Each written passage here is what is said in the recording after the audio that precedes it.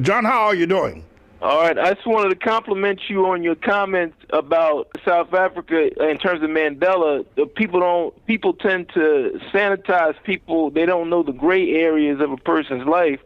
They don't explore the reason why he was in prison for 27 years, because he was engaged in terrorist acts with the ANC, where they had bombed hotels and restaurants, and they had a situation where they were assisting other countries to help to invade South Africa. So you basically had a situation where he was the terrorist and he was engaged in acts of treason. That's the reason why he was in prison for 27 years. Now, the Afrikaners were wrong to allow apartheid to last as long as it did, but the Afrikaners were basically a group that was a minority in the country, and they were trying to maintain power. But they had basically built the infrastructure of the country. So South Africa wouldn't be what it was without the Afrikaners there.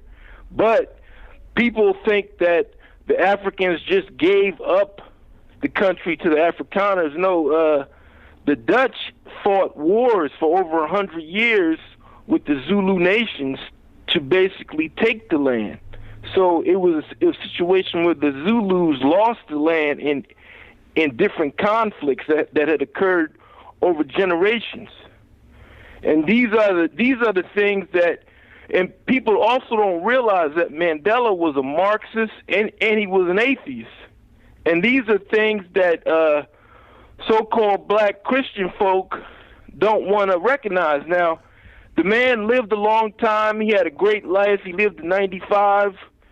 You know, he died in old age, but you know, when you make people saints and make them gods on earth, and you don't bring out these things that happened in the past, then you are putting out, you're basically putting out a series of, you know, of different types of information that is false and misleading and not true.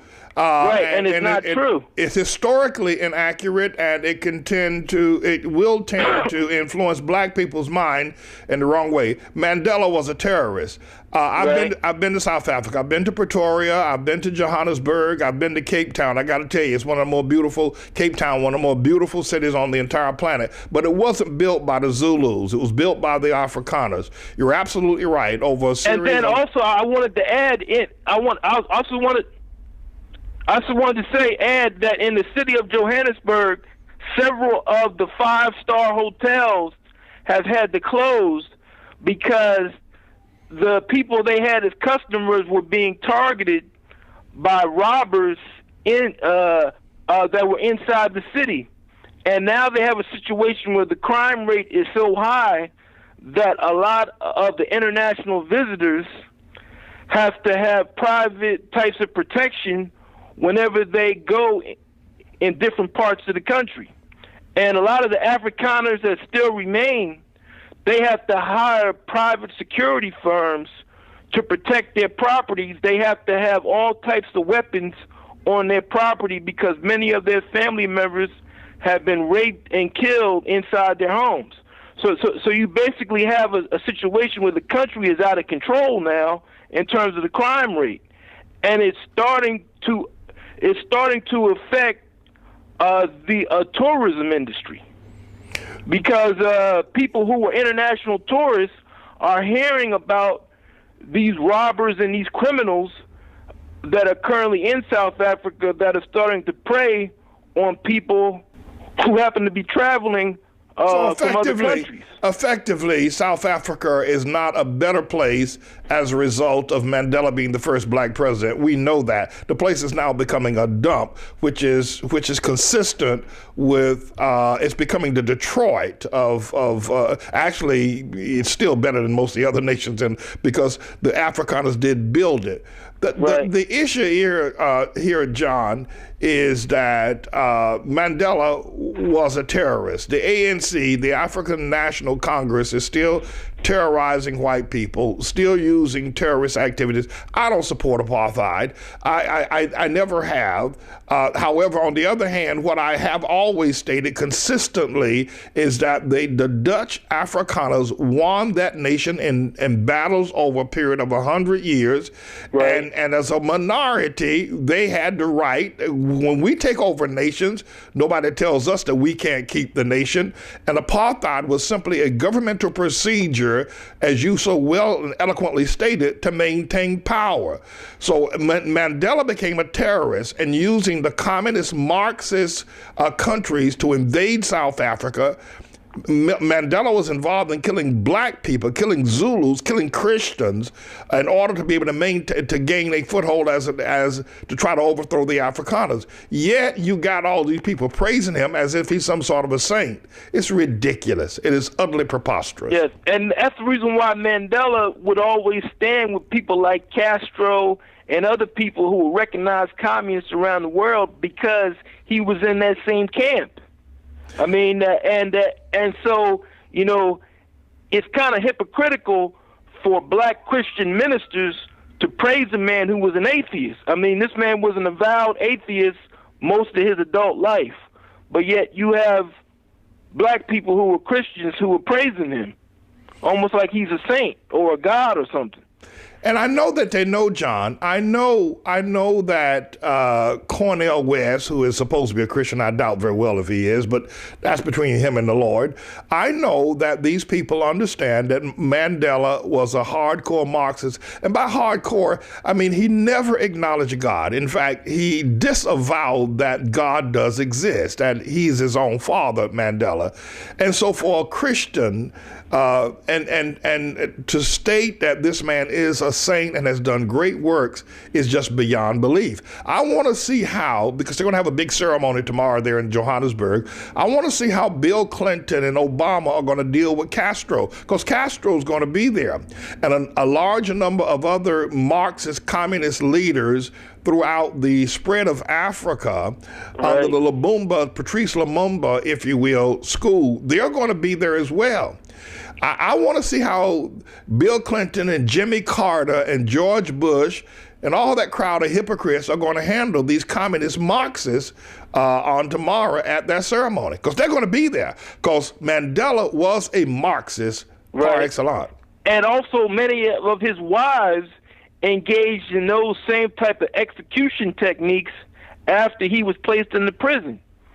Like in terms of his second wife was involved in it. You talking about Winnie? Right, yes. I mean, she was involved in all types of executions of people that went against the ANC. I mean, the ANC was a terrorist organization the same as Al-Qaeda. So it would be like we put a person like Osama bin Laden into the presidency after he had bombed a series of buildings in our country. I mean, it's the same exact situation. And also, you know, the only thing that redeemed his image was that he did not go back to those violent ways before he went into prison. That's the only thing that redeemed his image in terms of the international yeah, but people around the world. There's still some not very well. Like in terms of the way they viewed him.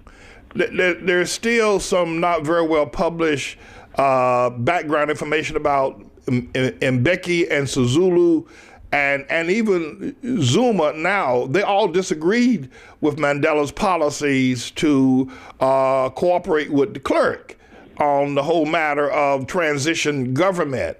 But I have some theories about it. I don't have any concrete proof. John, I'm going to hold you over for another segment because I want to discuss this a little bit more.